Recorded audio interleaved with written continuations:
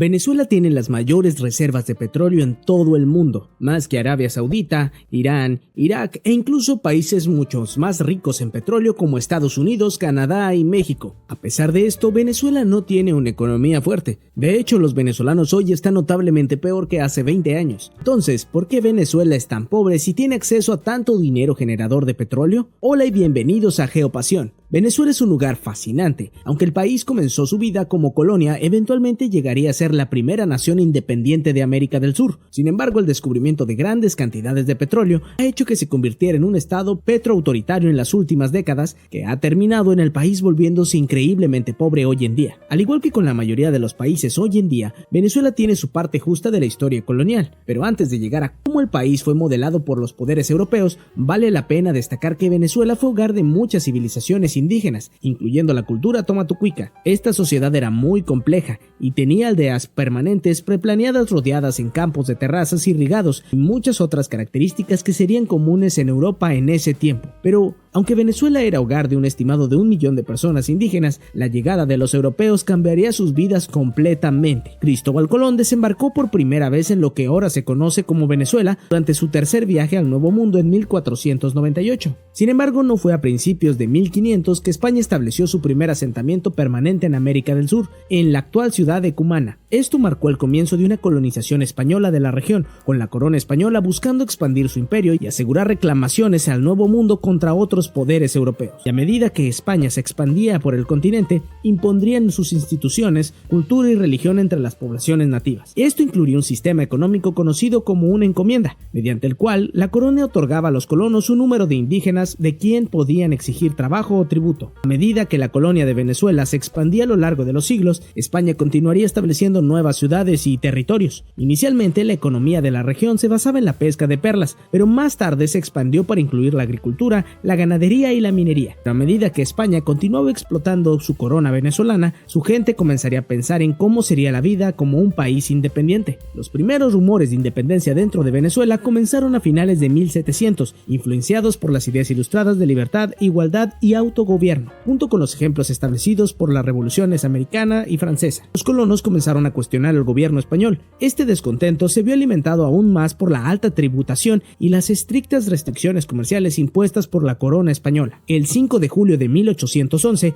un congreso de provincias venezolanas adoptó la Declaración de Independencia de Venezuela. Esto marcó el comienzo formal de la lucha por una Venezuela libre. Simón Bolívar, a menudo llamado el Libertador, emergió como una figura clave por la lucha de la independencia. Inicialmente enfrentó varias derrotas y fue forzado al exilio en múltiples ocasiones. Sin embargo, su resistencia condujo a la formación del ejército conocido como los Patriotas. Con el liderazgo de Bolívar, Venezuela finalmente ganaría su guerra por la independencia en 1823. Después de la guerra, la visión de Simón Bolívar condujo a la creación de una federación conocida como la Gran Colombia. Comprende los actuales Colombia, Venezuela, Ecuador y Panamá. Sin embargo, la federación fue efímera debido a divisiones internas y desacuerdos políticos, y Venezuela se separaría de la Gran Colombia en 1830, consolidando su estatus como una nación completamente independiente. Al igual que con muchas colonias de España, Venezuela libraría una larga guerra prolongada por la independencia, pero mientras que la independencia fue un movimiento definitorio para el país sudamericano, sería el descubrimiento de grandes cantidades de petróleo lo que daría forma a la Venezuela que conocemos hoy en día. Pero antes de llegar a cómo el petróleo cambiaría a Venezuela, si estás disfrutando de este video, haz clic en el botón de suscripción.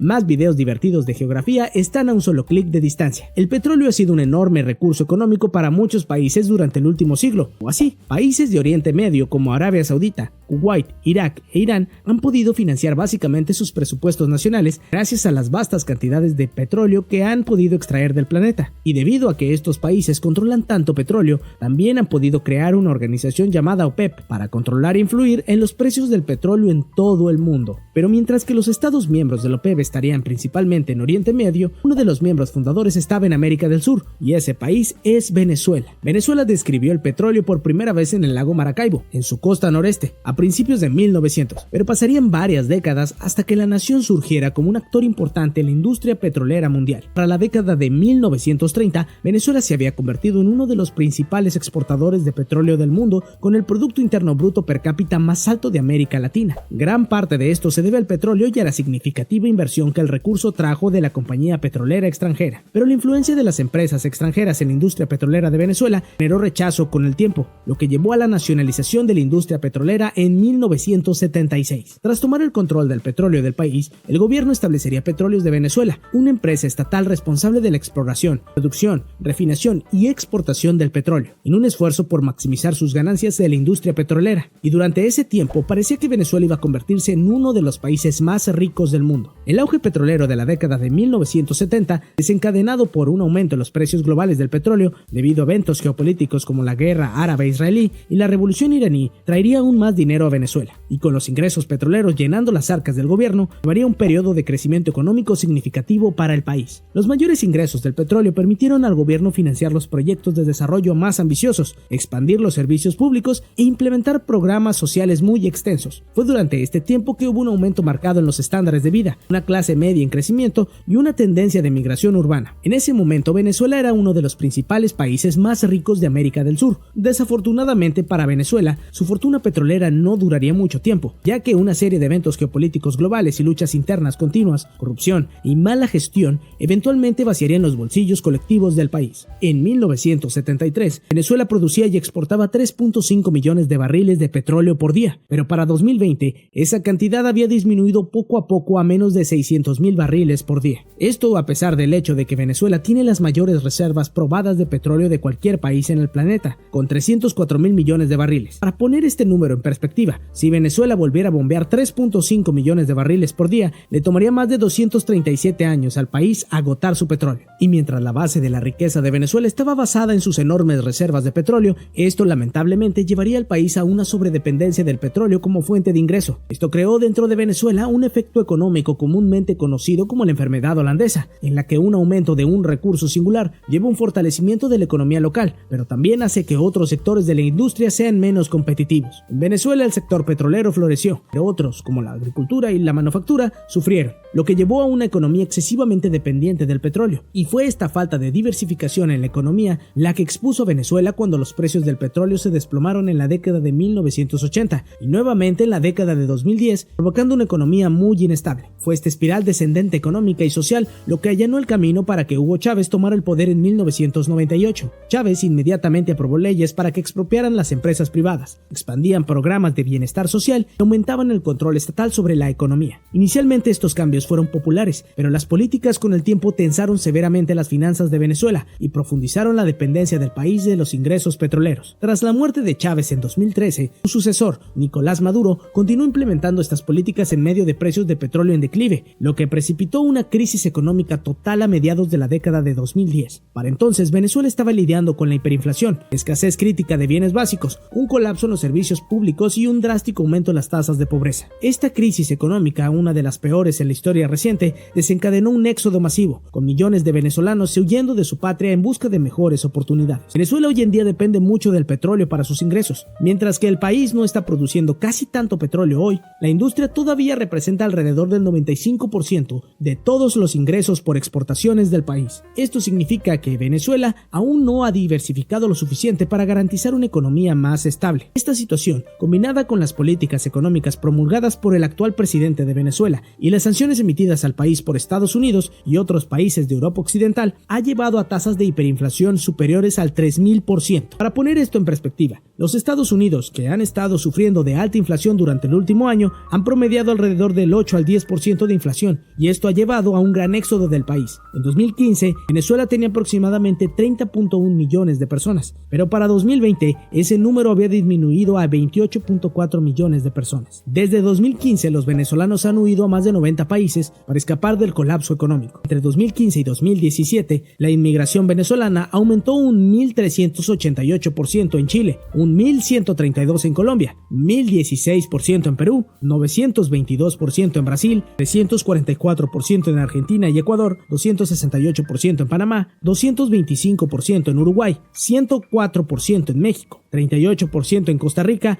26% en España y 14% en los Estados Unidos. La buena noticia en todo esto para Venezuela es que el país parece haberse estabilizado un poco desde 2021. La economía de Venezuela ha dejado de contraerse y ha comenzado a crecer nuevamente. Pero aunque esto es genial para los venezolanos de todos los días, llevará mucho tiempo para que el país se emerja de lo profundo del agujero petrolero que ha acabado para sí mismo. Venezuela es un trágico ejemplo de un país que depende demasiado de un solo recurso para sostener su economía. Aunque el petróleo puede parecer una bendición para los bolsillos de un país, país sin tener en cuenta el cambio climático. Finalmente llevó a una Venezuela que hoy es más pobre que cualquiera de sus vecinos más cercanos. Espero que hayas disfrutado aprendiendo más sobre por qué Venezuela es tan pobre a pesar de tener tanto petróleo. Si lo hiciste, por favor suscríbete a mi canal. Si quieres ver más de mis videos, puedes hacerlo aquí. Gracias por ver, nos vemos la próxima ocasión.